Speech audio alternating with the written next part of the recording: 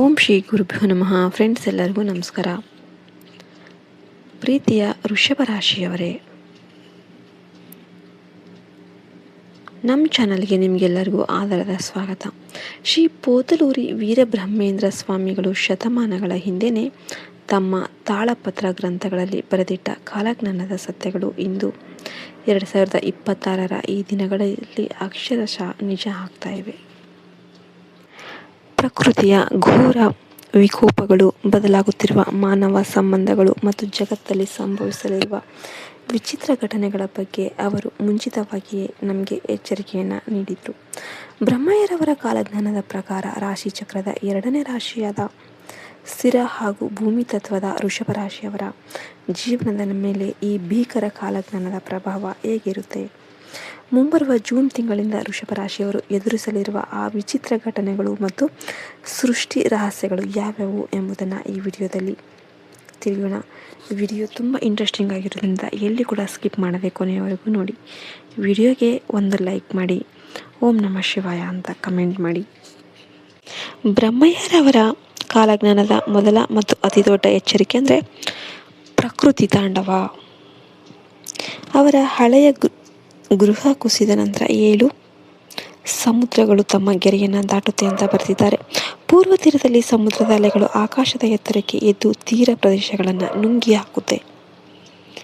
ಇದರ ನೇರ ಪ್ರಭಾವ ವೃಷಭ ರಾಶಿಯವರ ಮೇಲಾಗಬಹುದು. ವೃಷಭ ರಾಶಿಯು ಸ್ಥಿರ ಮತ್ತು ಸುರಕ್ಷತೆಯನ್ನು ಬಯಸುವ ಸ್ವಭಾವವನ್ನು ಹೊಂದಿರೋದ್ರಿಂದ ಇಂತಹ ಜಲಪ್ರಳಯದ ಪರಿಸ್ಥಿತಿಯಲ್ಲಿ ಮತ್ತು ಪ್ರಕೃತಿಯ ಏರುಪೇರುಗಳಿಂದ ನಿಮ್ಮ ನೆಮ್ಮದಿಗೆ ದೊಡ್ಡ ಧಕ್ಕೆ ಬರಬಹುದು. ಕರಾವಳಿ ತೀರದಲ್ಲಿ ವಾಸಿಸುವ ಅಥವಾ ಜೂನ್ ತಿಂಗಳಿಂದ ಪ್ರಯಾಣ ಬೆಳೆಸುವ ವೃಷಭ ರಾಶಿಯವರು ಅತ್ಯಂತ ಜಾಗರೂಕರಾಗಿರಬೇಕು. ಕೇವಲ ಸುನಾಮಿ ಮಾತ್ರವಲ್ಲ, ಹಗಲು ರಾತ್ರಿ ಎನ್ನದೇ ಭೂಮಿ ಕಂಪಿಸುತ್ತೆ, ಹಳೆಯ ಕಟ್ಟಡಗಳು ನೆಲಸಮವಾಗುತ್ತೆ ಮತ್ತು ಕುಡಿಯೋದಕ್ಕೆ ನೀರು, ತಿನ್ನೋದಕ್ಕೆ ಅನ್ನ ಸಿಗದ ದುಸ್ಥಿತಿ ಸೃಷ್ಟಿಯಾಗುತ್ತೆ ಅಂತ ಕಾಲಜ್ಞಾನ ಹೇಳುತ್ತೆ. ಋತುಗಳು ಸಂಪೂರ್ಣವಾಗಿ ಅಸ್ತವ್ಯಸ್ತವಾಗಲಿದ್ದು, ಚಳಿಗಾಲ ಮತ್ತು ಮಳೆಗಾಲದ ವ್ಯತ್ಯಾಸವೇ ತಿಳಿಯದಂತೆ ಪ್ರಕೃತಿ ಮುನಿಸಿಕೊಳ್ಳುತ್ತೆ. ಇಂತಹ ಸಂದರ್ಭದಲ್ಲಿ ವೃಷಭ ರಾಶಿಯವರು ಭವಿಷ್ಯದ ಸುರಕ್ಷತೆಗಾಗಿ ಆಹಾರ ಮತ್ತು ಅಗತ್ಯ ವಸ್ತುಗಳ ಬಗ್ಗೆ ಮುನ್ನೆಚ್ಚರಿಕೆ ವಹಿಸುವುದು ಅತ್ಯಗತ್ಯವಾಗಿರುತ್ತೆ. ಇನ್ನು ಆರ್ಥಿಕ ಜಗತ್ತಲ್ಲಿ ಸಂಭವಿಸಲಿರುವ ಬಿಕ್ಕಟ್ಟಿನ ಬಗ್ಗೆ ಬ್ರಹ್ಮಯ್ಯರವರು ಅದ್ಭುತವಾಗಿ ಹೇಳಿದ್ದಾರೆ. ಜಾಗತಿಕ ಮಾರುಕಟ್ಟೆಯಲ್ಲಿನ ಏರುಪೇರಿಂದಾಗಿ ಜನರು ಅತ್ಯಂತ ಮೌಲ್ಯಯುತ ಅಂತ ನಂಬಿರುವ ಚಿನ್ನದ ಬೆಲೆ ಒಂದು ಬಾರಿ ತೀವ್ರವಾಗಿ ಕುಸಿದು ಹೂಡಿಕೆದಾರರ ಹಣ ಆವಿಯಾಗುತ್ತೆ. ಆದರೆ ನಂತರದ ದಿನಗಳಲ್ಲಿ ಇದೇ ಚಿನ್ನದ ಬೆಲೆ ಸವರ್ನ್ಗೆ 1 ಲಕ್ಷ ದಾಟುವ ಪರಿಸ್ಥಿತಿ ಕೂಡ ಬರುತ್ತೆ. ಚಿನ್ನಕ್ಕಾಗಿ ಜನ ಬೀದಿಯಲ್ಲಿ ಹೊಡೆದಾಡುವ ದಿನಗಳು ಬರುತ್ತೆ. ಆದರೆ ಬೆಳ್ಳಿಯ ಮೌಲ್ಯ ಕೂಡ ಜಾಸ್ತಿ ಆಗುತ್ತೆ ಅಂತ ಬರೆದಿದ್ದಾರೆ. ಈಗ ನಾವೆಲ್ಲ ಅದನ್ನೇ ನೋಡ್ತಾ ಇದ್ದೀವಿ. ಇನ್ನು ಯಾವಾಗಲೂ ಕೂಡ ವೃಷಭ ರಾಶಿಯ ಅಧಿಪತಿ ಶುಕ್ರ ಆಗಿರೋದ್ರಿಂದ ನಿಮಗೆ ಒಡವೆ, ವಸ್ತ್ರ ಮತ್ತು ಐಷಾರಾಮಿ ವಸ್ತುಗಳ ಮೇಲೆ ಬೈ ಬರ್ತ್ ಸಹಜವಾಗಿಯೇ ಜಾಸ್ತಿ ಪ್ರೀತಿ, ಹೆಚ್ಚು ಒಲವಿರುತ್ತೆ. ಆದ್ದರಿಂದ ಈ ಕಾಲಜ್ಞಾನದ ಭವಿಷ್ಯ ವೃಷಭ ರಾಶಿಯವರಿಗೆ ದೊಡ್ಡ ಎಚ್ಚರಿಕೆಯಾಗಿರುತ್ತೆ. ಜೂನ್ ನಂತರ ನೀವು ಯಾವುದೇ ದೊಡ್ಡ ಹಣಕಾಸಿನ ಹೂಡಿಕೆ ಮಾಡಬೇಕಾದ್ರೆ ಅಥವಾ ಚಿನ್ನದ ಮೇಲೆ ಹಣ ಇಡಬೇಕಾದ್ರೆ ಜಾಗರೂಕರಾಗಿರಿ. ಶೇರ್ ಮಾರ್ಕೆಟ್ ಅಥವಾ ಆಸ್ತಿ ಖರೀದಿಯಲ್ಲಿನ ವೃಷಭ ರಾಶಿಯವರು ಯಾವುದೇ ಅತಿ ಆಸೆಗೆ ಬಿದ್ದು ತಪ್ಪು ನಿರ್ಧಾರ ತೆಗೆದುಕೊಳ್ಬಾರ್ದು. ಇಲ್ಲದಿದ್ದರೆ ಆರ್ಥಿಕ ನಷ್ಟದ ಸುಳಿಗೆ ಸಿಲುಕಬೇಕಾಗುತ್ತೆ. ಉದ್ಯೋಗಸ್ಥರು ತಮ್ಮ ಕೈಯಲ್ಲಿರುವ ಕೆಲಸವನ್ನು ಭದ್ರವಾಗಿ ಇಟ್ಕೊಳ್ಳಿ. ಯಾಕೆಂದರೆ ಕಾಲಜ್ಞಾನದ ಪ್ರಕಾರ ಅನೇಕರು ಇದ್ದಕ್ಕಿದ್ದಂತೆ ಕೆಲಸ ಕಳೆದುಕೊಂಡು ರಸ್ತೆಗೆ ಬೀಳುವ ಕಠಿಣ ಪರಿಸ್ಥಿತಿ ಸೃಷ್ಟಿಯಾಗುತ್ತೆ. ಬ್ರಹ್ಮಯ್ಯರವರ ಕಾಲಜ್ಞಾನದಲ್ಲಿ ಆರೋಗ್ಯದ ಕುರಿತು ಅತ್ಯಂತ ಭಯಾನಕ ವಿಷಯಗಳನ್ನು ಕೂಡ ಉಲ್ಲೇಖ ಮಾಡಲಾಗಿದೆ. ಮನುಷ್ಯರು ನಡೆದಾಡುತ್ತಲೇ ಇದ್ದಕ್ಕಿದ್ದಂತೆ ಕುಸಿದು ಬಿದ್ದು ಪ್ರಾಣ ಬಿಡುವ ದಿನಗಳು ಬರುತ್ತೆ ಅಂತ ಅವರು ಬರೆದಿದ್ದಾರೆ. ಇಂದು ನಾವು ನೋಡುತ್ತಿರುವ ಹಾರ್ಟ್ ಅಟ್ಯಾಕ್ ಇದಕ್ಕೆ ಬೆಸ್ಟ್ ಎಕ್ಸಾಂಪಲ್ ಅಂತಲೇ ಹೇಳ್ಬಹುದು. ಮುಂಬರುವ ದಿನಗಳಲ್ಲಿ ಹೊಟ್ಟೆಯಲ್ಲಿ ಉರಿ ಉಂಟಾಗಿ ನಾಲಿಗೆಯ ಮಾತು ನಿಂತು ಜನರು ಪಕ್ಷಿಗಳಂತೆ ಉದುರಿ ಬೀಳ್ತಾರೆ ಅಂತ ಬರೆದಿದ್ದಾರೆ. ದೇಹದ ಮೇಲೆ ಅತಿ ದೊಡ್ಡ ಬೊಬ್ಬೆಗಳು ಬರುವ ಹೊಸ ವೈರಸ್ ಮತ್ತು ಸಾಂಕ್ರಾಮಿಕ ರೋಗಗಳು ವಾಯು ಮಾಲಿನ್ಯದ ಕಾರಣದಿಂದ ಹರಡುತ್ತೆ ಅಂತ ಬರೆದಿದ್ದಾರೆ. ಆಸ್ಪತ್ರೆಗಳು ತುಂಬಿ ಹೋಗಿ ಚಿಕಿತ್ಸೆ ಸಿಗದ ಪರಿಸ್ಥಿತಿ ನಿರ್ಮಾಣ ಆಗುತ್ತೆ.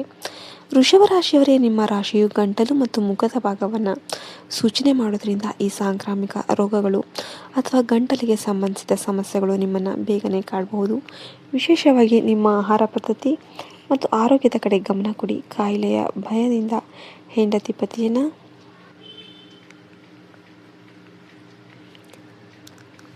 ತಾಯಿ ಮಗುವನ್ನು ದೂರ ತಳ್ಳುವಂತಹ ಕಲಿಯುಗದ ಘೋರ ಸಂಬಂಧಗಳನ್ನು ನಾವು ಕಣ್ಣಾರೆ ನೋಡುತ್ತೇವೆ. ಅಷ್ಟೇ ಅಲ್ಲ, ಬ್ರಹ್ಮಯ್ಯರವರು ಆಕಾಶದಲ್ಲಿ ಸಂಭವಿಸುವ ವಿಚಿತ್ರ ಘಟನೆಗಳ ಬಗ್ಗೆ ಕೂಡ ಬರೆದಿದ್ದಾರೆ. ಆಕಾಶದಲ್ಲಿ ಹಗಲು ಹೊತ್ತಲ್ಲೇ ಕಾಣಿಸುವ ಒಂದು ವಿಚಿತ್ರ ನಕ್ಷತ್ರ ಏನಿದೆ ಅದು ಬಾಲಚಿಕೆ. ರಕ್ತದ ಬಣ್ಣದಲ್ಲಿ ಮೋಡಗಳು ಕವಿದು ಸೂರ್ಯ ಚಂದ್ರರು ತಮ್ಮ ಸಹಜ ಬೆಳಕನ್ನು ಕಳೆದುಕೊಳ್ತಾರೆ ಅಂತ ಬರೆದಿದ್ದಾರೆ.